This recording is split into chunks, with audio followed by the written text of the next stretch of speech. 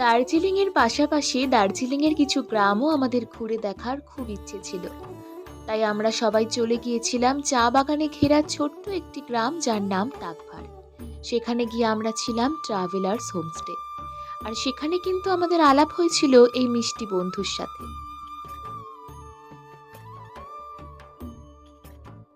Hey everyone, welcome to my channel myself Mousumi. আজকে আমি তোমাদের সাথে শেয়ার করব যে টাকভারে আমরা কোন হোমস্টেতে আছি।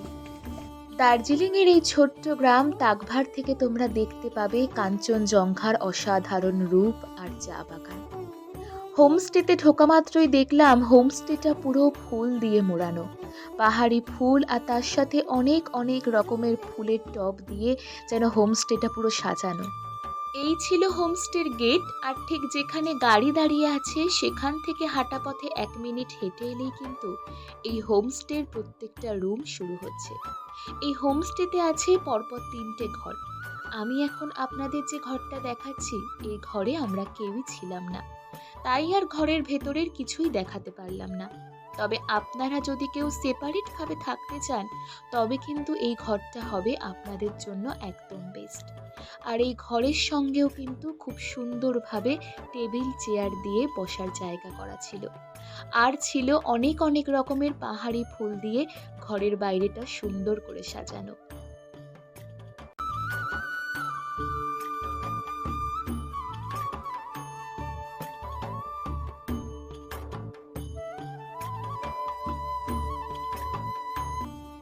যেহেতু আমরা গিয়েছিলাম 7 জন, আর এই হোমস্টের প্রত্যেকটা ঘরেই কিন্তু ডাবল বেড ছিল, তাই এখন আমি আপনাদের দেখাবো আমার মা বাবা আর আমার দিদির মেয়ে যে রুমে ছিল সেই রুমের ভেতরের অংশটা।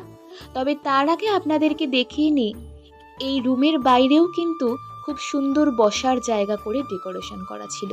আর এই বসার জায়গাটা কিন্তু অপূর্বভাবে সাজানো ছিল।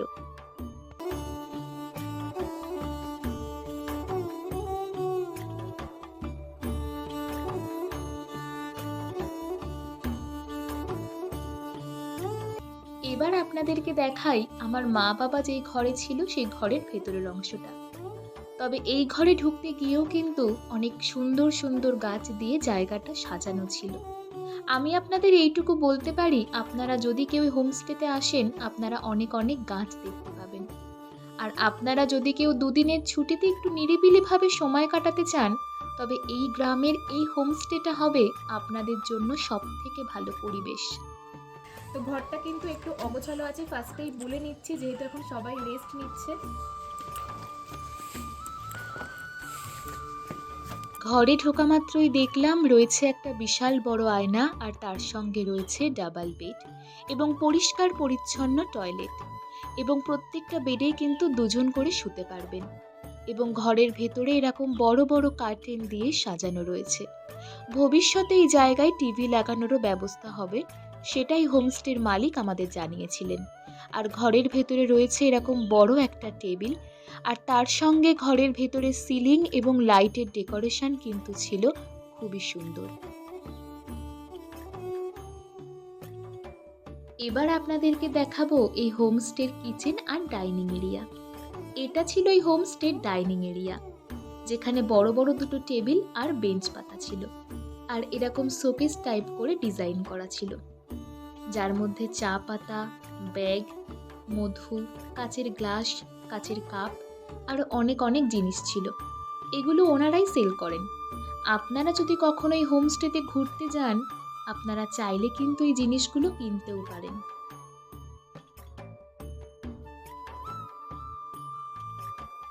আর এটা ছিল এই হোমস্টের কিচেন এরিয়া। কিচেন এরিয়া আর ডাইনিং এরিয়া কিন্তু বেশ স্পেশিয়াস ছিল এবং ক্লিন ছিল।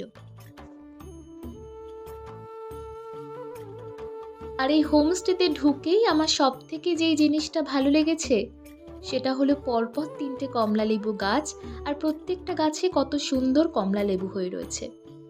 তাকভারে এই হোমস্টেতে গিয়ে আমার মনে হয়েছিল যে আমার আর শিটং যাওয়ার দরকার নেই। আর এই হোমস্টের ডাইনিং এরিয়া থেকে বেরিয়েই পিছন দিকে যে বাড়িটা রয়েছে এই বাড়িটা হলো হোমস্টের যে মালিক তাদের বাড়ি।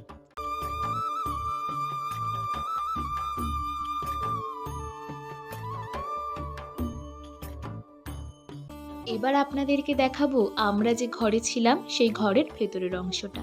আর এই ঘরটা কিন্তু ছিল ডাইনিং এরিয়ার ঠিক ওপরে। সিঁড়ি দিয়ে ওপরে উঠেই আমাদের ঘরে ঢোকার ঠিক আগেই এরকম সোফা, চেয়ার, টেবিল দিয়ে এই জায়গাটা খুব সুন্দরভাবে সাজানো ছিল, যেখানে বসে কিন্তু আপনি আপনার দিনের অর্ধেকটা সময় পার করে দিতে পারবেন। এবার দেখাই আমরা যে ঘরে ছিলাম সেই ঘরের ভেতরের অংশটা। ঘরে ঢুকেই দেখলাম বড় বড় দুটো বেড আর একটা বড় টেবিল রয়েছে। প্রথমেই বলে রাখি, আমার দিদি জামাইবাবু আমাদের সঙ্গে একই ঘরে ছিল। ওরা একটু রেস্ট নিচ্ছিল, তাই জায়গাটা অগোছালো ছিল। তারপর দেখলাম রয়েছে একটা বিশাল বড় আয়না আর এরকম বিশাল বড় বড় দুটো জানালা, যেখানে দাঁড়িয়ে কিন্তু আপনি কাঞ্চনজঙ্ঘা দেখতে পারবেন। আর তার সঙ্গে বসার জন্য ছিল একটা মোড়া। আর এই রুমের সঙ্গেই ছিল অ্যাটাচড একটা টয়লেট, যেটা ছিল ভীষণই বড় এবং ক্লিন। আমি কোনো জায়গায় ঘুরতে গেলে আমার যেটা ভীষণ দরকারি বলে মনে হয়, জায়গাটা যেন ক্লিন থাকে। এই হোমস্টেটা কিন্তু সব দিক থেকেই পারফেক্ট ছিল। হোমস্টের অ্যাম্বিয়েন্স ছিল যেমন সুন্দর, তেমন হোমস্টে কিন্তু সব দিক থেকেই পরিষ্কার পরিচ্ছন্ন ছিল। শিলিগুড়ি থেকে গাড়িতে করে তাকভারে আসতে আমাদের প্রায় অনেকটাই সময় লেগে গিয়েছিল, আর খিদেও পেয়ে গিয়েছিল ভীষণ। তাই তড়িঘড়ি করে স্নান সেরে সবাই লাঞ্চ করতে চলে এসেছিলাম। আর লাঞ্চে ছিল ভাত, ডাল, আলু ভাজা, পাঁপড় ভাজা, স্যালাড, পোড়া টমেটোর চাটনি, আর তার সঙ্গে ছিল আলু বেগুনের তরকারি, আর ছিল চিকেন কারি। এই হোমস্টের অ্যাম্বিয়েন্স ছিল যতটা সুন্দর, তার চেয়েও বেশি সুন্দর ছিল এই হোমস্টের খাবার দাবার। এখানকার খাবার দাবার ছিল অসাধারণ। দুপুরবেলায় এত সুন্দর খাবার খেয়ে একটু ঘুমিয়ে পড়েছিলাম। সন্ধ্যাবেলায় উঠে দেখলাম এত সুন্দর করে হোমস্টেটা সাজানো রয়েছে। সন্ধেবেলার চা আর তার সাথে পকোড়া, কিন্তু পকোড়াটা এত ভালো হয়েছে যে সবাই খেয়ে নিয়েছে, আমার জন্য একটা পড়ে আছে। সন্ধেবেলায় চা পকোড়া খেয়ে আমরা সবাই নিচে এসেছিলাম বসার জায়গায় বসে গল্প করতে। আর রাত্রে ডিনার করেছিলাম রুটি, আলু পেঁপের তরকারি আর এগ কারি দিয়ে। দুপুরের খাবারের মতনই রাতের খাবারও কিন্তু ছিল অসাধারণ। পরের দিন সকাল সকালই ছিল আমাদের চেক আউট, তাই আমরা সকাল সকাল স্নান সেরে ব্রেকফাস্ট করে নিয়েছিলাম লুচি, ডিমের অমলেট আর চানা মশলা দিয়ে। এই হোমস্টেতে আমাদের পার হেড ফুডিং আর লজিং নিয়ে প্রাইস ছিল 1700। এই হোমস্টের অ্যাম্বিয়েন্স ছিল যেমন সুন্দর, খাবার দাবার ছিল যেমন সুন্দর, তেমনই সুন্দর ছিল হোমস্টের যে ওনার, তার ব্যবহার। তো আজকে তোমাদের সাথে আমাদের হোমস্টের পুরো ডিটেলস শেয়ার করলাম। তোমরা কিন্তু অবশ্যই জানিও ব্লগটা কেমন লাগলো। আর সবাই অনেক অনেক ভালো থেকো। আর ভিডিওটি ভালো লাগলে like, comment, share and subscribe করো। টাটা।